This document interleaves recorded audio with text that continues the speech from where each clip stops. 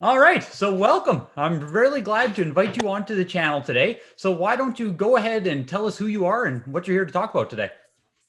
Yeah, my name's Nicholas Mombre Weiler.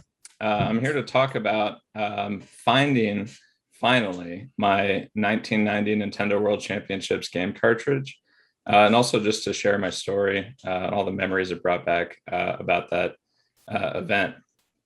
Yeah. Um, yeah, No, that's incredible. So, I mean, 3 days ago, I think it was, you popped into the high-end video game group on Facebook out of that's right. nowhere, and you posted up that you had a Nintendo World Championship cartridge. How quickly did your inbox fill up with messages when you showed that off? Yeah, at that point, pretty quickly. It's funny because I had heard at least that it was found. My mom notified me a couple weeks ago that she had found it in a storage unit that they were clearing out. And so I was very excited. And I'd shared it with a couple of people and, had gone into a couple of Discord groups and said, hey, maybe I'm thinking about, potentially selling this thing and maybe not. And really only had one person message me interested with an offer. So, then I decided, okay, I'm going to try and find a couple more groups. And somebody suggested from one of these groups, a couple more Facebook groups got no traction. And somebody suggested this high-end game room. So I'm assuming, a lot of people thought maybe there's trolls that, come up with these cartridges and say, oh, this is mine. And they try and scam people. But the high-end game room, when I posted, especially with all of the memorabilia that was found associated with it, they got really excited. And I started getting deluges of messages, both telling me to, giving me offers and telling me not to sell at the same time. Yeah, I saw a ton of that in the comments. Like, it was like 189 comments. So I just spent my day like scrolling through what everyone's opinions were on it. And yeah, I'm Yeah. surprised how many people are just like, man, don't sell it. The sentimental value, like, you can't get rid of this thing. But Yeah, I mean, and I keep going back and forth, but to me, this thing was lost. I had presumed this was lost for decades. I had the trophy. I've always had the trophy. I've always said it. Wherever I was, I displayed the trophy because I thought that was really cool. But the cartridge, the really important part of it, I just had presumed maybe I lent it to a friend when I was a kid and they never gave it back to me. And they just had it. Maybe they sold it at a garage sale. I don't know. I just thought it was gone. no, that's insane. We'll touch on all of that more just in a little bit here. But first, I do want to go back to you even being a part of the Nintendo World Championship, because that in itself is absolutely insane. Now, I'm a pretty young guy, so that did Uh-huh. take that took part before I was even born. So, Right. so before it even took place, when did you catch wind of it? How old were you at the time, and kind of how did it come together for you? Yeah. So I was 7 years old, actually, the first time I competed in one of these. And my family was visiting extended family in the St. Paul, Minneapolis area. At the time one of these competitions was going on. So I'm not sure exactly how they heard about it, but I like Nintendo a lot. I played Super Mario Brothers and Final Fantasy and, all these other NES games. And so we thought we'd give it a try. And I actually did pretty well in the St. Paul, Minneapolis one. But I didn't win. And so they found out that this was about the beginning of what they were going to be doing, a tour of 30 cities. So my family, my dad working for an airline at the time, could just fly us around for free, basically. So we decided, well, hey, let's go try another one. And so the next one that was coming up was in Seattle. We flew there and gave it a try. And I ended up winning that one. And that was actually a pretty crazy win. I should not have won that actual event, but I did. It was pretty lucky Tetris chain of events that happened for that to happen. Did you perform better in the Seattle competition than you did in Minneapolis? I did, yeah. If I remember correctly, it's really hard to remember scores. Some of these I know were written down. I actually found in this, other than finding the game pack, there was all these other collectibles I didn't know that we still had too. And some of the stuff is My dad we went to a bunch of these. I can tell you about that later, but my dad was really trying to win one. He wanted to win one really bad. And he had some scores written down, right, from these different ones. But if I remember right, I was in like the 600,000 ish range in St. Paul, Minneapolis, and I won with a score of around 700,000 in Seattle. So people that know anything about, the Nintendo World Championship thing and how it's scored will probably know that's pretty low. And as far as winners go, that's pretty low, but it was very early in the competition. And a lot of the tricks to get through Super Mario and Rad Racer quickly were not really, widely known at that point. Yeah, you were able to get in a far less optimized competition because certainly, yeah. So you said your dad really wanted to win these. Were you both competing, or was he hoping you could win?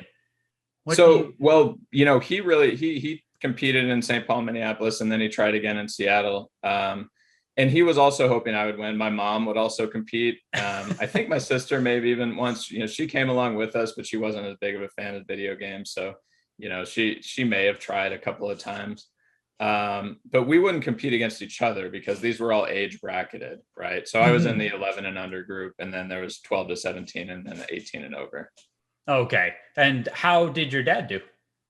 So like all said and done, I believe the number was, we went to maybe half of these things, so around the 15 or so. You guys range. Literally toured America with yeah. That's incredible. And I think he ended up placing in almost all of them, right? So it would be a heat, and then the top 7 of those would go on stage and compete, and then it would be narrowed down to 2 from that point, and those would compete for the final spot, right? So the best he got was second. And I remember this because the prize for second was a power pad. And when I won, I was disappointed because I really wanted the power pad. I didn't want whatever prize they gave it. Like it was a pair of Reebok sneakers or something like that. I think I'm like, I don't want this. I want the power pad. Yeah, exactly. Something actually related to gaming. Yeah. But, I also got, the ticket to the finals from that too, but I wasn't worried about that at the time. But my dad got the power pad. And then when all is said and done, I think we ended up with the prizes for if you were in the top 7 was a Game Boy. And by the time December rolled around, when it was the finals, we had, I think, 14 Game Boys between me and my parents competing and then placing. So I if I remember right, my mom took all of these to Toys R Us and traded them in for store credit and got us a bunch of Christmas presents with them. Fantastic, right? What more could you ask for at that point? Yeah. So when you won early in Seattle, were you eligible to keep competing, like in your age group? So no, whenever they would do the actual heats to determine who would go up on stage, I wasn't eligible to compete in those. Okay. Right? And I can't remember. I was pretty sure I just had to sit out and just watch, but I can't remember if maybe they would let me compete, but if I scored, it wouldn't matter. I wouldn't go on stage because I've already qualified. Okay. So I couldn't win any more prizes until the main event, right? Yeah. But I whenever I did get to practice, whenever we went, right? Mm-hmm. So yeah, I got plenty of practice, and I learned the new strategies. Where on Super Mario Brothers, you would die a couple of times rather than going to the second level. Yeah, a lot more optimization with your actual game plan. Oh yeah. So after winning the Seattle one, you were fully in practice mode. We're doing this. We're going to the big show. Yeah, I remember. I feel like maybe I was almost more encouraged by my parents to do it. I was having fun going to these events and stuff, and that we were getting to travel, and I thought it was cool. But as a time I was just a kid. I was about 7.5 when I won. When the finals rolled around, I was already 8 years old, and I was just like, yeah, this is really cool. And so my parents say, yeah, practice. But we remembered, we sort of got to know some families that were doing the same thing we were, that were traveling around. And one family, went really hard with it. They bought 3 NES systems and set up 3 TVs for their kid at home and bought the 3 separate games so that they could play and then go to the next one, But I wasn't really as into it as that. We were like, we get to practice when we go to the events and have fun. Yeah. Yeah, a little less of a serious tone than that, hey. Yeah. Was this something then, like you were 7, 8 years old? Was this really big in the schools as well? Like, were you cool because you were competing in this, or what was the kind of perception around it? I was actually homeschooled at the time. So we had like a homeschool group and people that we would do things with, but I had a couple of friends in the neighborhood that played video games too, and so they thought it was pretty cool. But for the most part, no, it didn't feel cool. In fact, I don't think I talked about it from like age 9 until maybe I was like 25, right? Like nobody thought this was cool until then. Okay. Okay. Yeah. Yeah, that's funny because, now in our whole social sphere, it's like, oh my God, you're a low key celebrity. Right. It's it's funny that back then no one gave a shit. It's just kind of Yeah. like We're like, so, oh, video games. Yeah, you nerd. yeah, exactly, right? It's still the same kind of like nerd thought about it. Right. So you go from Seattle, where's the championship take place? What do you remember about then going to the next level? Yeah, so I remember, I believe it was originally supposed to be in Florida, and they had to change venues, and it went to Universal Studios Hollywood. And I sort of just remember bits and pieces. I remember like we were in an elevator with John Travolta, or so my mother tells me anyway, and we thought that was pretty cool. I remember these funny little things like, I don't know, me and some of the other competitors, like finding the announcer guy, Terry, I can't remember his full name, but like we went and like bugged him like in the evening or something, knocking on his hotel room door, and sort of just, having fun in that way. But, it was a much bigger event than these other events. So, and at the time, I actually, of the finals, those couple of days, I was sick. I had like 102 fever at the time. So I had to compete in the No. finals with just totally out of it and everything. Yeah. So, do you remember being on stage and the time at competition? Like, did you like? Was it I've seen pictures and stuff. Was it kind of Yeah, like a big auditorium type setting it where? was. Yeah. It was a huge, huge auditorium, and it was bigger than what I was used to in the other events. Those would be in like convention centers, so a big hall and Mhm. everything, but the stage would have an audience of, maybe 100 people or so, right? But this was a huge auditorium with an extremely large audience. And the first part of it, where it was just the 30 finalists competing, right? And then it cut to the 7 from there, that we were sort of on this row of TVs that was facing the stage. So our back was to the audience at the time. And I did pretty well in that. I don't remember my score exactly, but it was probably in like the 1 million to 1.5 million range. And it was good enough to get in the top 7. That's And huge. then Yeah. in those top 7, it was more, bright lights on you, facing the audience, right? Still you're just kind of focused on the game. But yeah, it's kind of funny. So too, one of the things I remember, I never got in this little booth thing, right? Whenever whoever was the top seed or the top score going into like the 7, whenever they would narrow it, and the finals and the regular competition had this sort of like black booth at the back of the stage, where they would pretty much be like isolated from distractions, right? They would just be in there, right? And could see like everybody else is out on the stage facing, but they're like in their own little booth there. It's sort of like a seating advantage, I guess, that they got. It pretty much is though, if you Oh don't yeah. have like the crowd actually staring at you to Yeah. compete.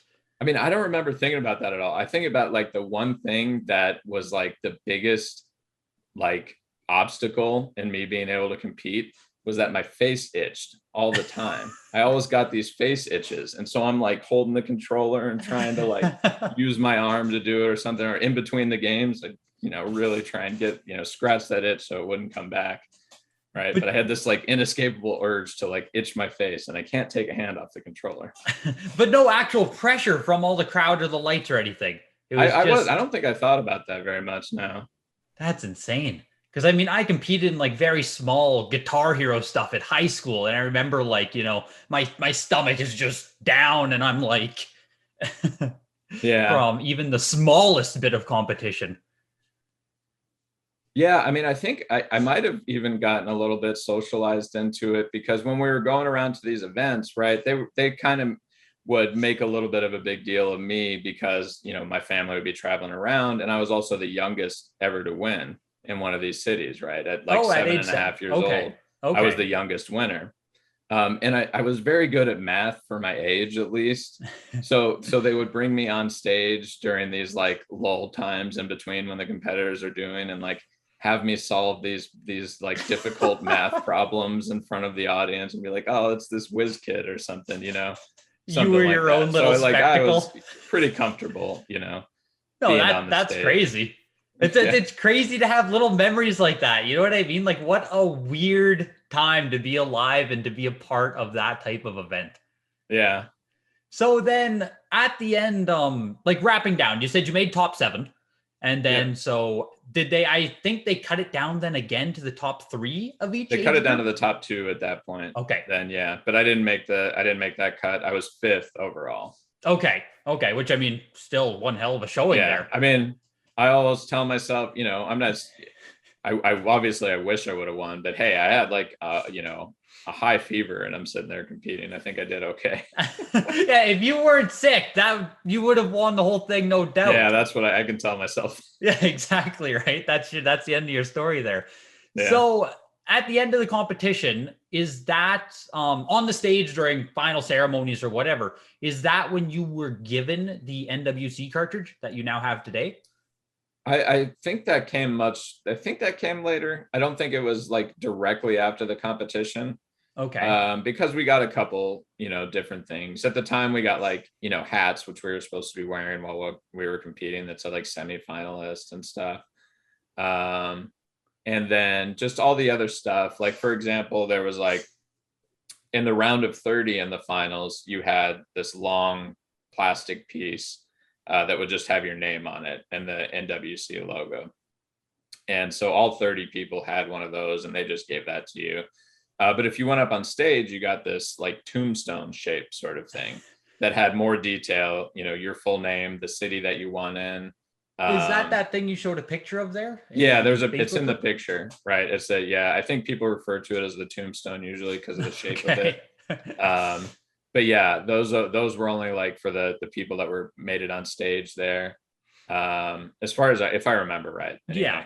Yeah. And you know, all that stuff I think we just sort of took. It was probably, you know, I'd have to ask my parents if they gave they gave us the cartridge. Because I think they also may have sent a VHS, but I don't remember if that was just for the finalists. Because we were actually, you know, from traveling around, we became good friends with the Ackerlands, Thor's family, right?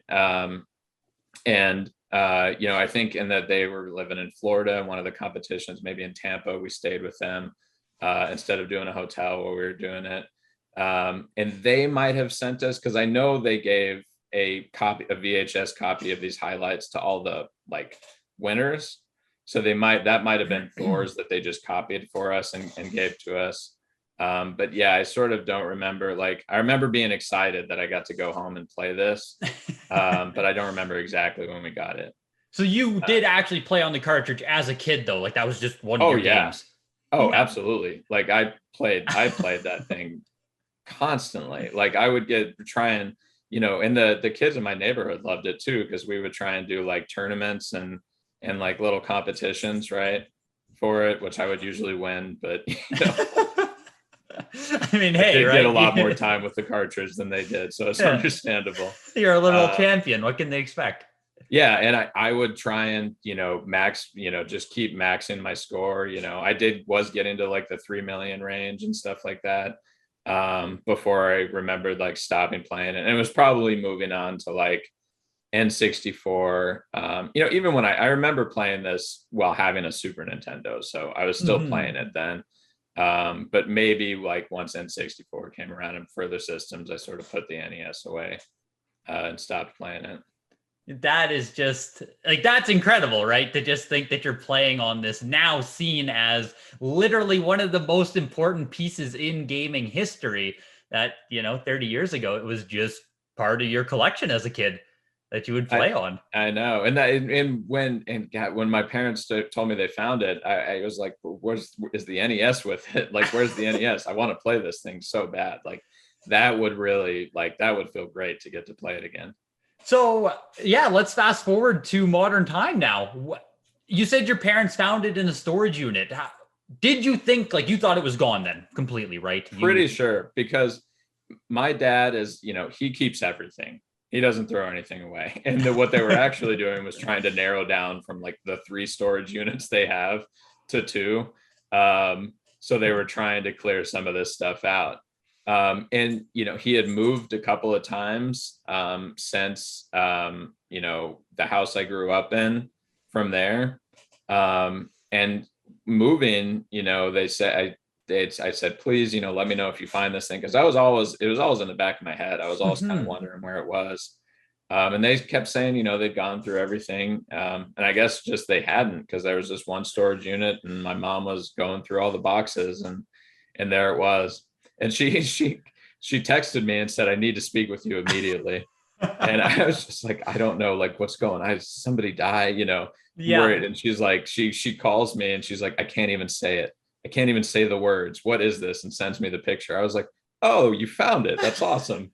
And she's like, you're not more excited? I'm like, well, I mean, I don't know. It's great. Like I am excited, I guess. But she was like speechless at the time. Did she know the value of it that she had just found, or was she just more excited about the nostalgia and everything? I think we had talked about it because she told me she had found some of my old stuff, and she found one piece that wasn't with all this stuff was a few of these VIP passes, these stickers. And so she had found those and I'm like, oh, those are pretty cool. And on a whim later, I hadn't given it much thought, but I looked on eBay and I saw somebody had a posting for like 3 of these that didn't even have the backs on them, right? They were stuck onto a piece of paper, selling for like $4,000 or something. I'm like, what? This is absurd. So then from there, I looked at, these cartridges that are now being graded, which I mean, to me is weird, right? These were never sealed, right? How do you grade? Anyway, but yeah, regardless of that, they're being graded and they're going in the 6 figures range now. And then, so when I saw that, I told her, I said, I don't know, the market's really worth. So I don't know what this thing is actually really, worth. But she knew it was at least high dollar. I mean, it was over the years, I had just random people messaging me on Facebook because they saw my name on a list of winners and would say, hey, do you have your cartridge? I want to buy it. Right. And so every now when that would happen, I would check eBay and see what are these going for. And I saw, in the thousands range. And I'm like, wow, wish I had this, So in a way, it's like a really fortunate accident that you didn't find it earlier, because I mean, who knows? You might have sold it off when it was $5,000-$10,000 at the time, especially when like I said, that time in between when it wasn't as cool for everybody. And like now I can tell people this, like I teach at a college and I can tell my students this, right? And they think it's actually kind of cool, right? Even though it's like I said, you've become a celebrity again. Enough time has passed that like you're the king again. Right. So yeah, you'd say stories there about people reaching out to you on Facebook and stuff. I remember back when like I used to read all the Nintendo Age forum boards and stuff. And there were people on there who would literally like get the list of all the winners and stuff, get phone numbers, get phone books, and like you said, right, try to track these people down so that you can try to find yourself a Nintendo World Championship cartridge. Yeah, I mean, I think sometimes it was even people just wanting to know where they were at, right? Like trying to, catalog and know that they are, oh, the collector has them. So not even people trying to buy all the time. Yeah, that's another thing is on the video game Sage forums now, they do track all known cartridges that are out there because, I mean, I think the highest numbered one is like 360-ish, but we've only ever found like 100 and some. So it's assumed, you know what I mean? But that yours is a brand new one to the surface. Like this one has never surfaced before. Right, yeah. Which is, again, insane in its own right. Yeah, that this long after the event and they're still popping up. Yeah, that's pretty wild. So we did Do you have some of the stuff with you here that you could put on camera and just kind of I show? do, yeah. I don't know if I'll have to take off like my blurred background. It's just my closet behind me, so that's why I put this blurred up. But yeah, I actually got it right here. Yeah, I would love to just go through and whatever you can say about the stuff you had, because the picture showed a lot of stuff. Yeah, yeah. So yeah, I mean, I can just start with what I got right next to me here. The semi-finalist hats, right? And this one I had stuck one of the gold stickers that they given us on as well. And so we wore these at the finals, while we were competing. And we had 3 of these. I'm not sure, I think, maybe my mom would probably be one to just ask for extra swag too, like if they had it, like, oh, can we have that? It's just sort of like a scrunch back. It's not even like a snapback hat. When my dad brought me this stuff, I tried to put one of the hats on, a little too small for me. My dog started barking at me, so I took the hat off. So I had 3 of these. They look almost perfect, unless it's just the light. Did you ever wear those or use them? I think there's maybe a little bit of discoloration. It's in a little bit of dirt. Like you can tell that they were worn. I'm not sure if you can see like the brim, right? Like maybe there was a little bit of perspiration that came off there. So you can tell on at least a couple of them that they were worn. But That's like really cool. This one doesn't really have that at all. Probably just was never worn. Mm-hmm. But they are in pretty good shape. Yeah. Yeah, they look awesome. Something in not as good a shape as the t-shirt. And you'll laugh at this once I turn this around, right? So this is, it's blurring it a little bit, right? Yeah, it is. But this is the shirt that I think I received after winning the first one. Okay. Because I remember I was wearing this shirt when the Denver Post, where I grew up in Denver, so that's the big newspaper in Colorado, they did a story about me and actually put me on the front page of the newspaper. And I was wearing this shirt, I remember in the picture. And it's a great picture. I wish my mom has that article. I don't know if she'd ever be willing to part with it. I think I saw the picture in the Facebook group. I can probably put it on the screen here. Yeah, and the headline is, with the tagline, I love to share with you. It says "Dangerous with a joystick." It is just incredibly corny. Yeah. Oh, I know. So here's the back of the shirt. I apparently wasn't satisfied that the shirt had nothing on the back, and I wanted to add a trophy. So I did. So it's kind of blurring, but as you can see, I added my name and sort of drew a trophy with glitter glue there. Which, like, that just makes it such a perfect piece of nostalgia memorabilia. Like, that is incredible, really.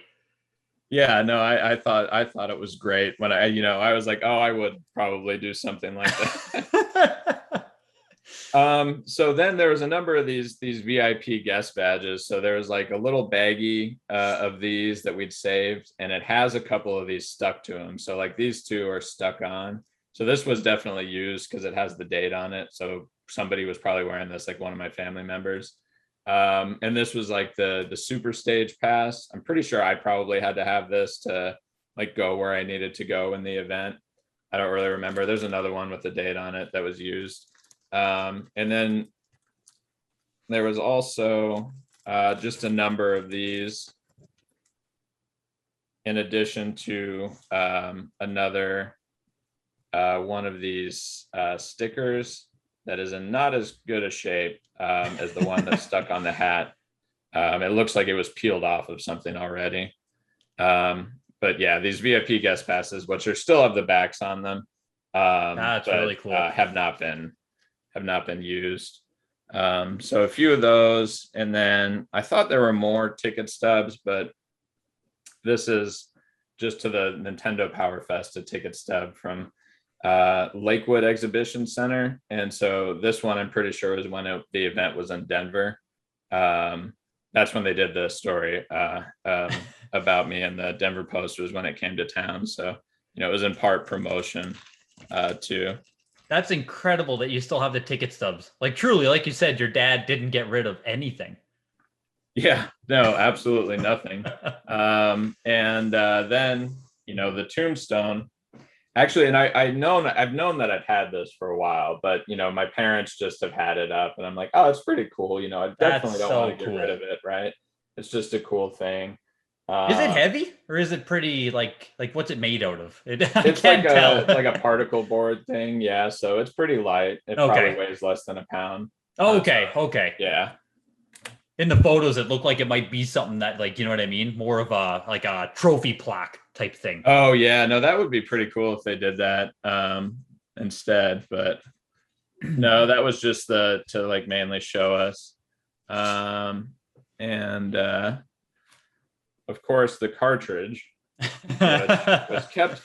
And I think actually it's funny. I'm pretty sure I have to ask my mom if this is where she found it, but it was in this cigar box. And I remember loving these cigar boxes as a kid. I think we got them from a neighbor, but I just thought they were the coolest boxes to keep stuff in.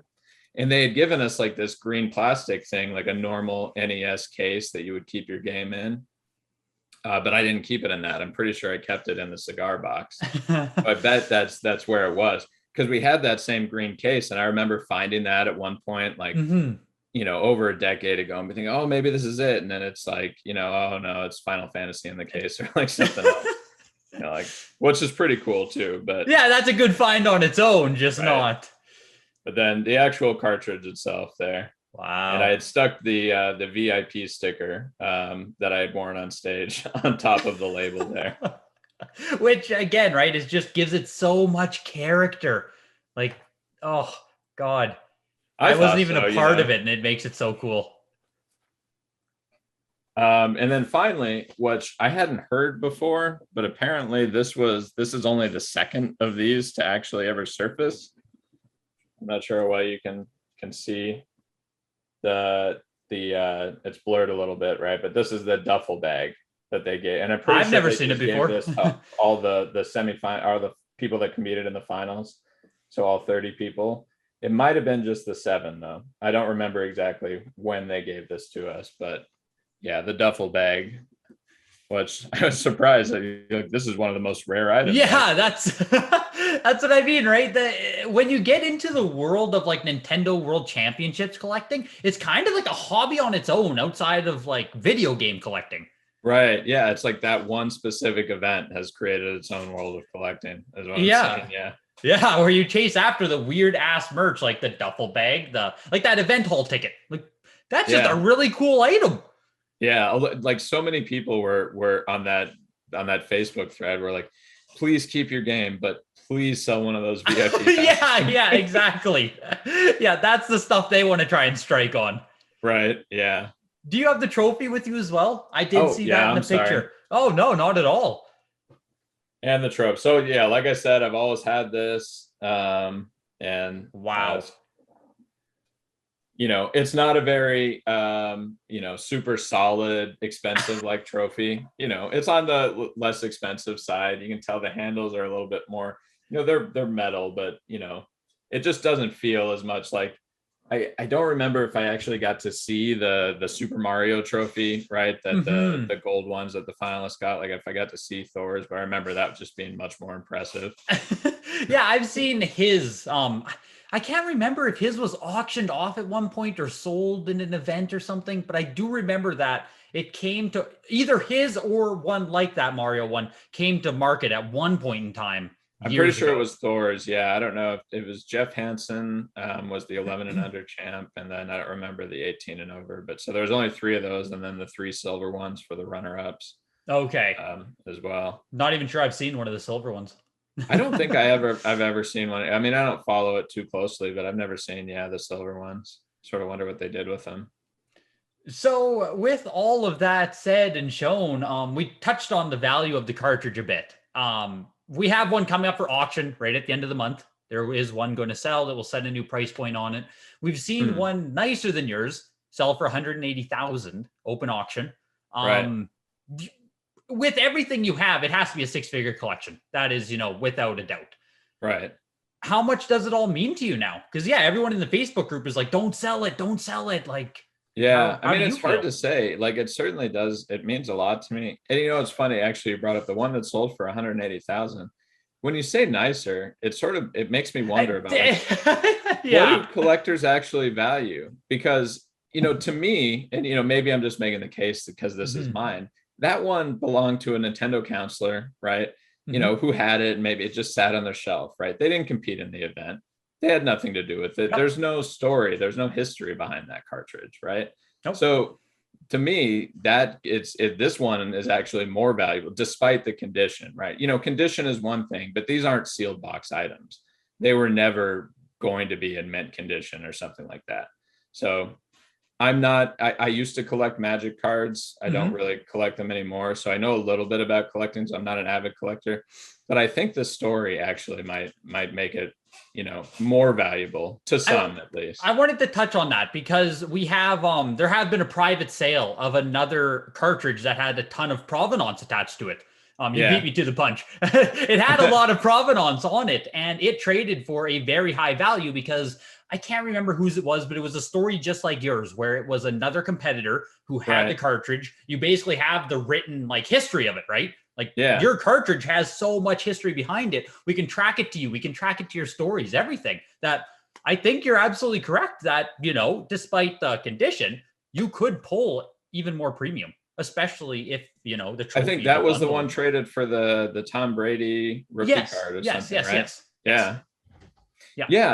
And, you know, in that I have all this stuff. I just have my dad to thank for that. You know, that goes along with it because I've seen these collections on eBay too. I don't know if whoever owns it has posted it, but it's a more extensive collection than what I have because they have a controller and their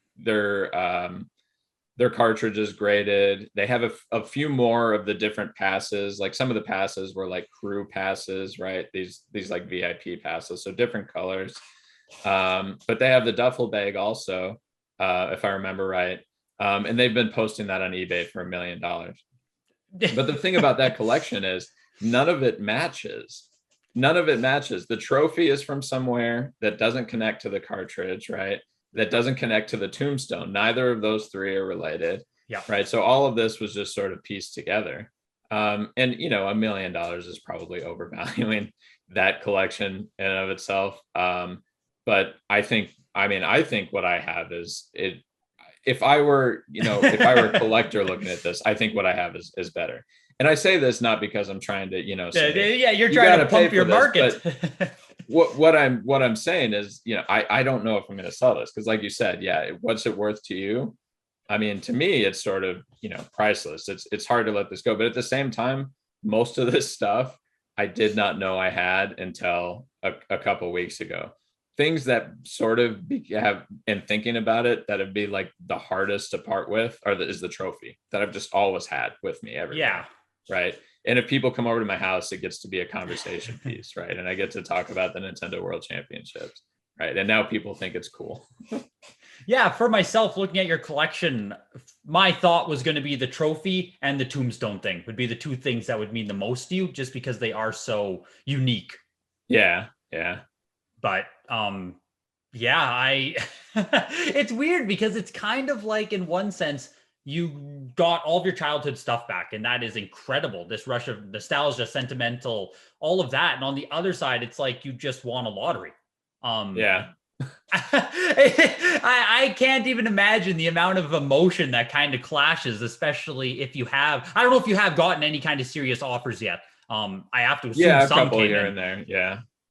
And I mean, absolutely. I think about that. I think about, you know, I'm in sort of my last year or two of a PhD program. I've been in school for a long time. In that way, I've racked up a little bit of student debt. So, you know, now also my partner we just moved to Oklahoma. She got a job at Oklahoma University as a postdoc. I got a job there teaching as an adjunct. And in a couple of years, we'll both be getting jobs that are like real jobs and moving out and then buying a house at that point. Because right now we're just renting. So when I think about those things coming up is when I think, wow, you know, actually this, you know, if that could actually make a big difference in those things, and that matters a lot too. So that's when I find it harder to hold on to this stuff. I know it seems like when everyone jumps into the comments and it's like, don't sell, it's so sentimental. It's like, that's a lot of money to just like, you know, hold for sentimental sake. Right. When you're not in that position, like you said, right? Houses, student loans. It's really weird. It's really weird. And the way the market is right now with it, because I had never imagined like this level of just sort of the excitement and craziness over collectibles in general, and now with and especially the Nintendo World Championship stuff. So you said there was another one at auction coming up.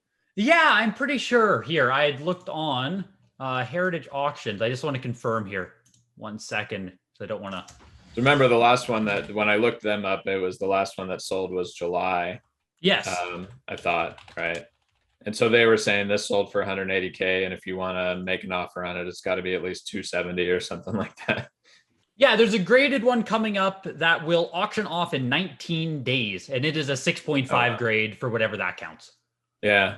I mean, I watched a little bit of your channel. You collect graded stuff, of course, right? So I can tell you do have probably a positive association with the grades. But for something like this, I mean, what do you think? Because this was never like a sealed product. Like, how do you think the grade really applies? It really is a world of two mindsets. It depends if people want to care about you. So you are going to find a group of collectors who purely want the one that is an 8.0, right? The most pristine example it's an item that was never supposed to be kept nice. So to find it nice is rare in itself, right? So that creates its own kind of world of rarity, where at the same time, you're going to have that other subset of collectors who we can now attach all the provenance to you, and that's going to make it way more valuable than any kind of condition premium. Right. For myself, I think I would rather have yours on an item like this, because you can just, it's so cool to be able to trace it back perfectly right to you, to talk to you about it, to know this guy. I think that is worth more than having a slight condition premium on an item like Nintendo World Championships. Yeah. And I mean, to me, one of the things that prevents me from wanting to sell this is I don't really ever want it to end up in a hard plastic case. I would love for whoever has this to be able to, they could keep it in a nice display case or something like that and keep it safe. And so it's not, nothing's happening to it. But I would love for them to be able to take it out of that case and put it in an NES and play it. Right.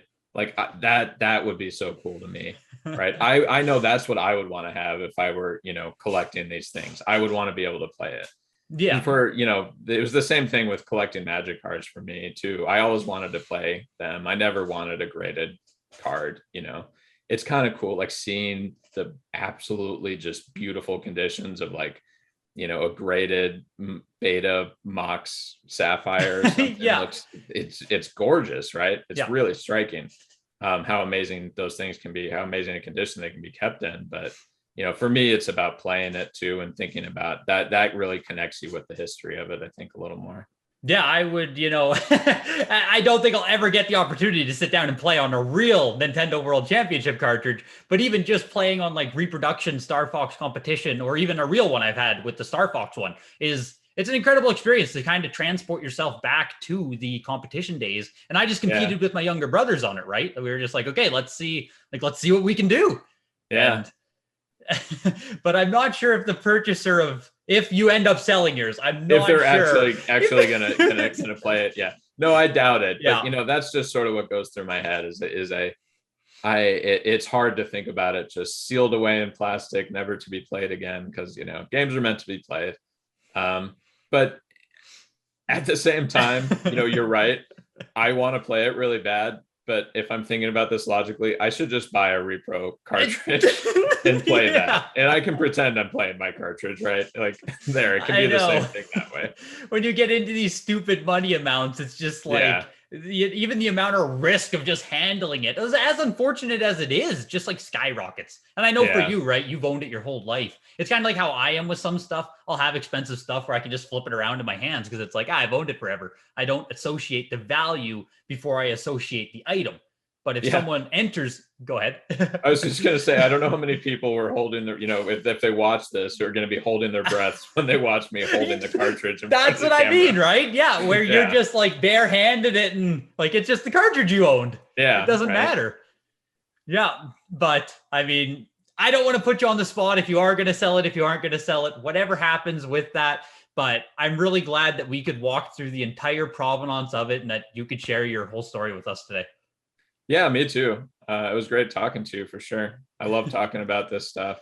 take any opportunity I can to get it. As some of my closer friends will tell you, they'll be like, "Oh, is he telling the Nintendo World Championship story again?" If you keep at it in 5 years, you might be a real celebrity. You just got to keep telling your story as many times as you can. Exactly. But that's awesome, man. Thank you so much for coming out today, and I'll talk to you later. Thank you.